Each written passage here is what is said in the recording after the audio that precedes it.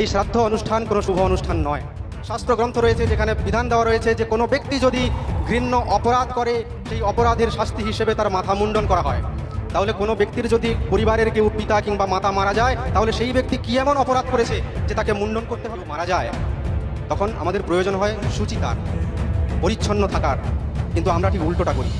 10 দিন 12 দিন না খেয়ে, না নখ কেটে, না চুল কেটে, না স্নান করে, মাথা চিরুনি না দিয়ে একটা অপরিচ্ছন্ন জীবনযাপন করি। প্রথমেই মানবদার মতো একজন প্রতিবাদী মানুষকে এই মাটিতে যে পিতা জন্ম দিয়েছেন এবং যে মাতা জন্ম দিয়েছেন, তাদের চরণে শতকোটি প্রণাম এবং উপস্থিত প্রত্যেককে যথাযোগ্য স্থানে আন্তরিক প্রীতি, শুভেচ্ছা, অভিনন্দন জানিয়ে আমি ছোট কয়েকটা কথা বলবো। প্রথমত আলোচনা হয়েছে যে কোনো মৃত্যু, সেটা স্বাভাবিক, প্রাণী হোক কিংবা উদ্ভিদ, সাময়িকভাবে একটা আবেগ থাকে। মানুষ মাত্রই আবেগ প্রবণ একটা প্রাণী। যে প্রাণী যত বেশি বুদ্ধিমান, তার আবেগ তত বেশি।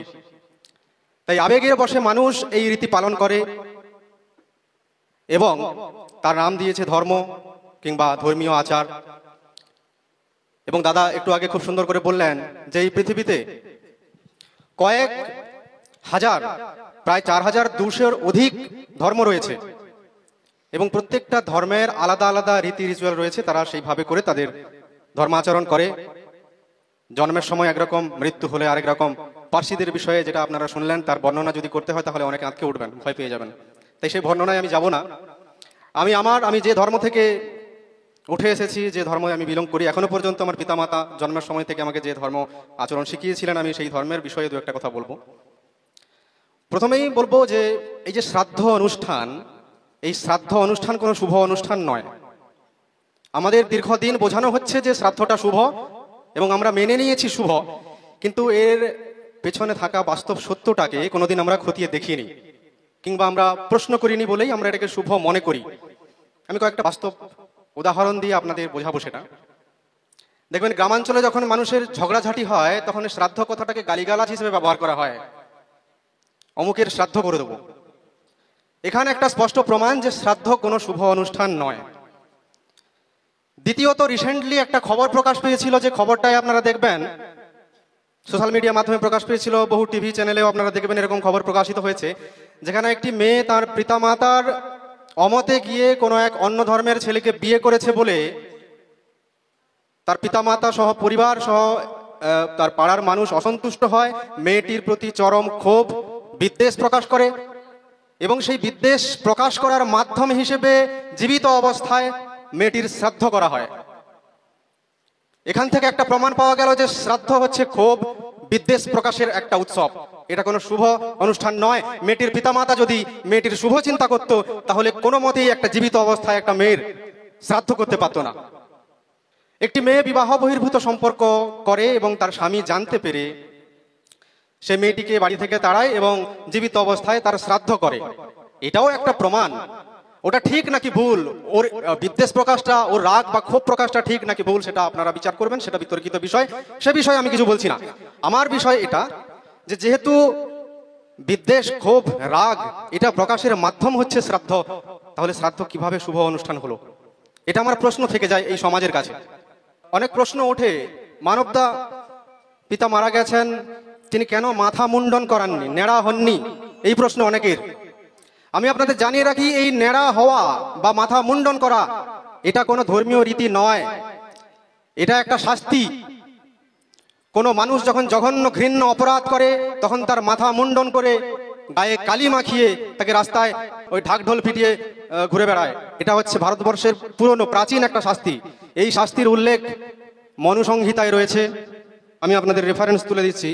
মনুসংহিতা 8 নম্বর অধ্যায় 379 নম্বর শ্লোকে এটা পাবেন। এছাড়াও পাবেন যজ্ঞবল্ল স্মৃতি, এছাড়াও নারদ স্মৃতি, বিষ্ণু স্মৃতি, এই প্রত্যেকটা জায়গাতে এবং প্রাচীন এরকম বহু শাস্ত্র গ্রন্থ রয়েছে যেখানে বিধান দেওয়া রয়েছে যে কোনো ব্যক্তি যদি ঘৃণ্য অপরাধ করে, সেই অপরাধের শাস্তি হিসেবে তার মাথা মুন্ডন করা হয়। তাহলে কোনো ব্যক্তির যদি পরিবারের কেউ পিতা কিংবা মাতা মারা যায়, তাহলে সেই ব্যক্তি কি এমন অপরাধ করেছে যে তাকে মুন্ডন করতে হবে? এটা একটা প্রশ্ন থাকে। কোনো ব্রাহ্মণ যদি ক্ষমা অযোগ্য কোনো অপরাধ করে এবং সেই শাস্তি যদি অন্যদের ক্ষেত্রে যেটা মৃত্যুদণ্ড হয়, ব্রাহ্মণদের ক্ষেত্রে সেটা মাথা মুন্ডন, শাস্তিটা কমিয়ে। অতএব এতগুলো প্রমাণ শাস্ত্রগ্রন্থ এবং বাস্তব যে উদাহরণ, সেখান থেকে এটাই প্রমাণিত হয় যে এই মাথা মুন্ডন করা একটা শাস্তি, এটা কোনো ধর্মীয় রীতি নয় বা কোনো সূচি অসুচির ব্যাপার নেই। যখন সূচি অসুচির ব্যাপার এলো তখন এই বিষয়টা আপনাদের বলি। বাড়িতে যখন কেউ মারা যায় তখন আমাদের প্রয়োজন হয় সুচিতার, পরিচ্ছন্ন থাকার, কিন্তু আমরা ঠিক উল্টোটা করি। 10 দিন 12 দিন না খেয়ে, না নখ কেটে, না চুল কেটে, না স্নান করে, মাথা চিরুনি না দিয়ে একটা অপরিচ্ছন্ন জীবনযাপন করি। কিন্তু আমাদের উচিত পরিচ্ছন্ন থাকা, আমরা ঠিক উল্টোটা করি। শ্রাদ্ধে বসলে ছেলে কিংবা মেয়ে যেই বসুক না কেন, মূলত ছেলেরাই বসে, একটা মন্ত্র উচ্চারণ করা হয় যেটাকে বলা হয় দেহ শুদ্ধি মন্ত্র। আমি মন্ত্রটা আগে আপনাদের পড়ে শোনাবো। ওং পাপাহং পাপ কর্মাহম পাপাত্মা পাপ সম্ভব ত্রাহি মাং কৃপাদেব শরণাগত বাৎসল্য। এই মন্ত্রটা আপনারা প্রায় শুনে থাকবেন। শ্রাদ্ধ অনুষ্ঠানে এই মন্ত্র উচ্চারিত হয়, অন্যান্য ক্ষেত্রেও এই মন্ত্র একটু পরিবর্তন হয়ে যায়। এই মন্ত্রের বাংলা অর্থটা আপনারা কোনো ব্রাহ্মণ পুরোহিতকে জিজ্ঞেস করবেন তো, যে বাংলা অর্থটা আমাদের বুঝিয়ে দিন, তবেই বুঝতে পারবেন যে সংস্কৃতের মাধ্যমে কিভাবে আপনাকে গালিগালাজ করা হলো। পাপাহম মানে হচ্ছে আমি পাপী, পাপ আহম আমি পাপী, পাপ কর্মাহম আমি পাপ কর্ম করেছি।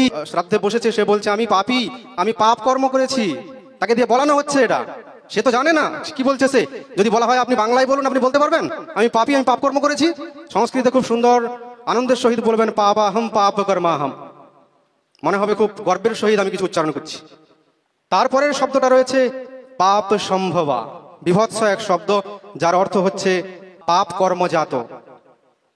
আরো একটু ভালো করে বলতে গেলে, খুলে বলতে গেলে শুনতে হয়তো লজ্জা লাগবে, আমার পিতামাতার পাপ কর্মের ফলে আমার জন্ম, এটা হচ্ছে এই শব্দের অর্থ। হে দেব, এই শরণাগত বা শরণে যে এসছে তাকে আপনি কৃপা করুন বা রক্ষা করুন। এই যে প্রথম লাইনটায় যে শব্দগুলো রয়েছে, সেই শব্দগুলো বাংলায় বললে কেউ উচ্চারণ করতে পারবেন না, ওই জন্য সংস্কৃতে বোঝানো হয়।